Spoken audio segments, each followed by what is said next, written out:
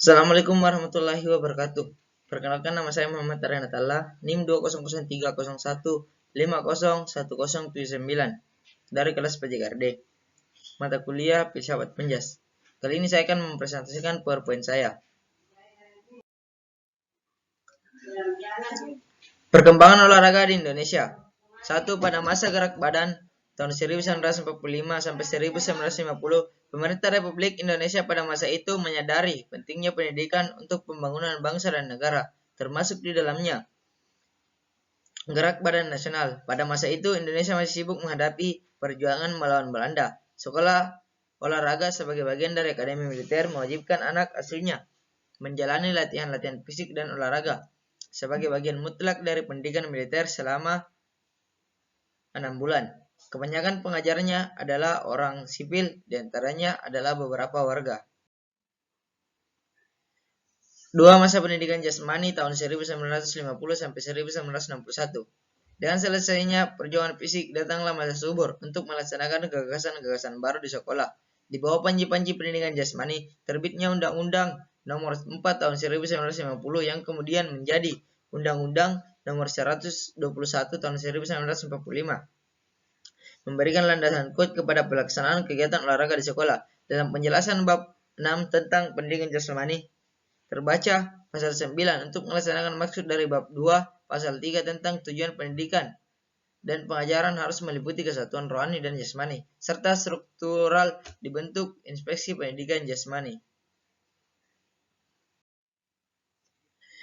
Keolahragaan sistem Jerman yang diciptakan oleh Johann Friedrich Marx tahun 1759 sampai 1839 masuk dan berkembang di negeri Belanda pada permulaan abad ke-19. Kemudian tahap perkembangan selanjutnya masuk pula sistem Jerman yang diciptakan oleh Jan Spies dan Maul ke negeri Belanda.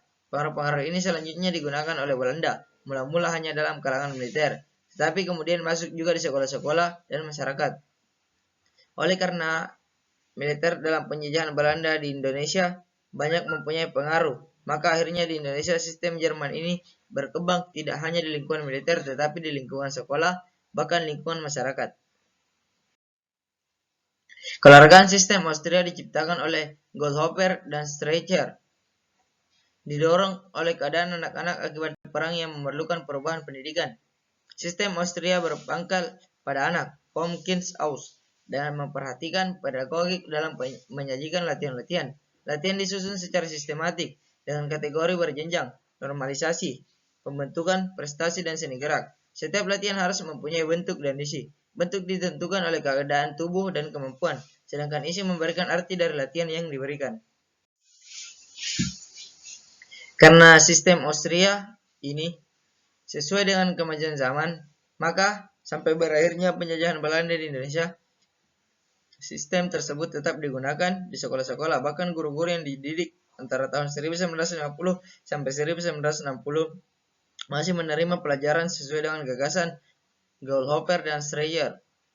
Selain sekolah senam dan sport militer di Bandung tahun 1922, sebelum Perang Dunia Kedua, di Surabaya juga didirikan suatu lembaga pemerintahan untuk mendidik guru-guru olahraga, yaitu GIPLO,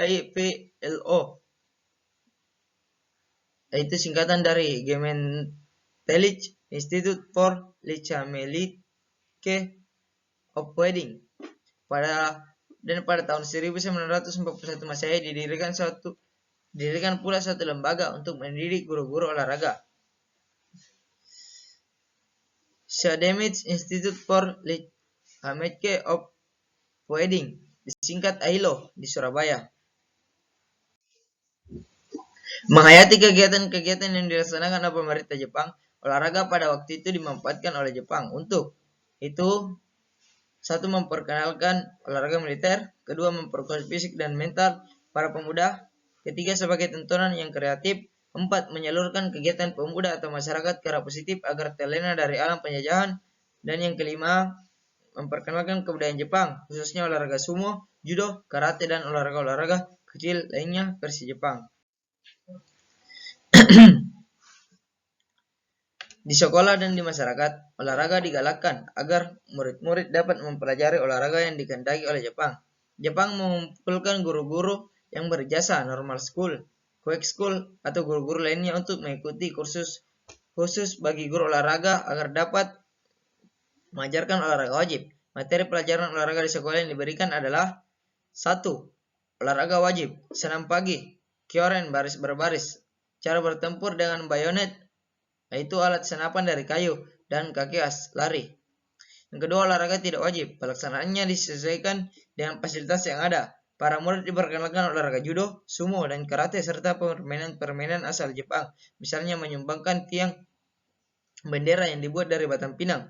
Selain itu, permainan rakyat, pukul bantal di atas batang pohon pinang, lomba membawa kelapa, panjat pinang, olahraga sepak bola, bola tangan, dan bola keranjang juga diajarkan di sekolah, bahkan sering dipertandingkan.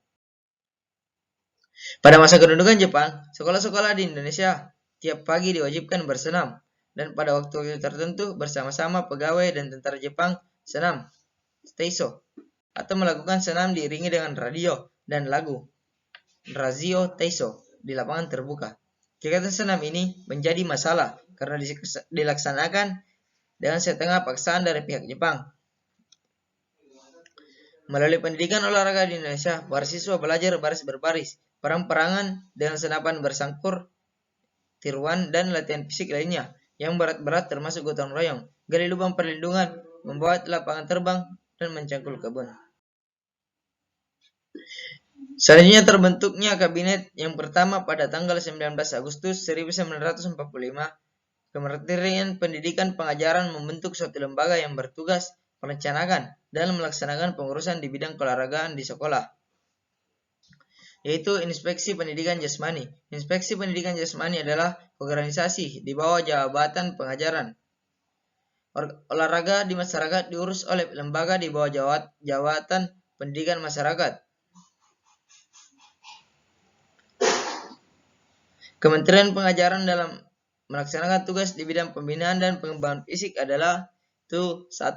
Menyelenggarakan latihan-latihan fisik di kalangan pemuda Indonesia untuk mencapai dan memperoleh kondisi badan yang prima, juga guna persiapan memasuki angkatan perang yang pada waktu itu sangat diperlukan.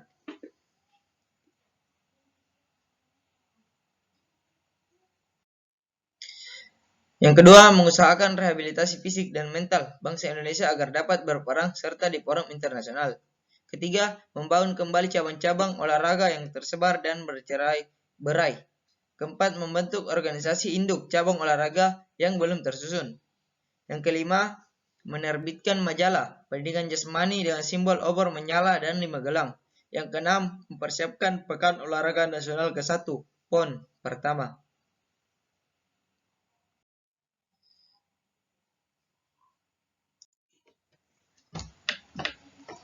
Bekal konsepsi-konsepsi yang telah dirintis dan pengalaman-pengalaman keolahragaan mulai tahun 1945 sampai akhir tahun 1949 yang telah dimiliki Indonesia dijadikan titik tolak untuk mengembangkan olahraga dan menetapkan sistem pembinaan keolahragaan di Indonesia.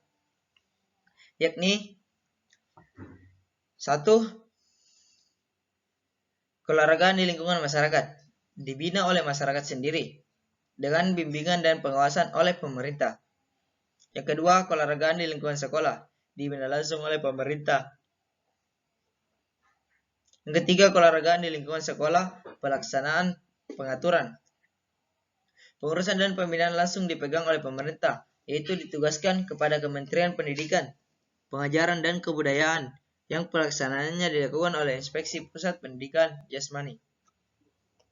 Keempat, keolahragaan di lingkungan sekolah. Ini masih tetap diberi nama pendidikan jasmani dalam hubungannya dengan peningkatan mutu prestasi olahraga bangsa Indonesia. Pendidikan jasmani hanya merupakan dasar dan pencarian bibit yang akan dikembangkan lebih lanjut di lingkungan masyarakat nanti. Tujuan dari pendidikan jasmani ini lebih dikuatkan lagi dengan dikeluarkannya Undang-Undang Republik Indonesia Nomor 4 Tahun 1950 tentang dasar-dasar pendidikan dan pengajaran di sekolah-sekolah. Undang-undang tersebut berbunyi sebagai berikut. Pendidikan jasmani yang menuju kepada keselarasan antara tumbuhnya badan dan perkembangan jiwa dan merupakan suatu usaha untuk membuat bangsa Indonesia menjadi bangsa yang sehat dan kuat lahir dan batin, diberikan di segala jenis sekolah. Pemerintah dalam hal mencapai tujuan olahraga di sekolah telah menetapkan bahwa pendidikan jasmani tetap merupakan salah satu pelajaran wajib di sekolah-sekolah, mulai dari sekolah taman kanak-kanak sampai perguruan tinggi. Cabang-cabang olahraga yang diberikan di sekolah itu terdiri dari senam, atletik, permainan dan renang, dengan disesuaikan dengan keadaan fasilitas yang tersedia. Dalam perjalanannya dari tahun 1978 sampai dengan tahun 1995, nama olahraga di sekolah mengalami berbagai perubahan. Walaupun demikian, pelaksanaan olahraga di sekolah tetap ditekankan pada aspek pendidikan. Artinya, kegiatan pendidikan yang dilaksanakan melalui media kegiatan jasmani yang disebut olahraga. Perubahan nama tersebut berturut-turut adalah pendidikan olahraga, olahraga kesehatan, pendidikan olahraga dan kesehatan, dan terakhir sebagaimana tercantum dalam kurikulum pendidikan dasar 1993 dan kurikulum sekolah menengah umum 1995 adalah olahraga dan kesehatan. Adanya perubahan-perubahan demikian dapat diartikan adanya dinamika yang tinggi dalam konsep penyajian olahraga di sekolah. Tetapi dari sisi lain dapat diartikan sebagai kurang mantapnya konsep penyajian olahraga di sekolah. Olahraga dan kesehatan yang diberikan di sekolah memiliki peran yang sangat sentral dalam pembentukan manusia seutuhnya. Olahraga tidak hanya berdampak positif pada pertumbuhan fisik anak, melainkan juga perkembangan mental, intelektual, emosional, dan sosial.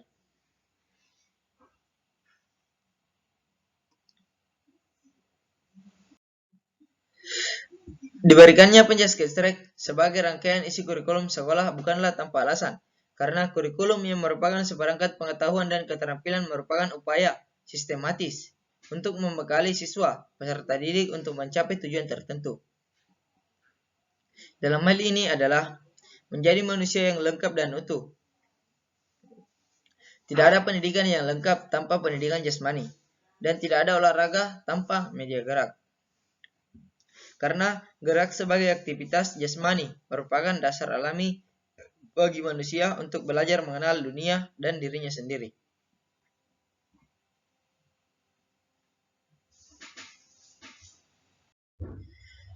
Itulah penjelasan PowerPoint dari saya. Kurang lebihnya mohon dimaafkan. Sekian dan terima kasih. Assalamualaikum warahmatullahi wabarakatuh.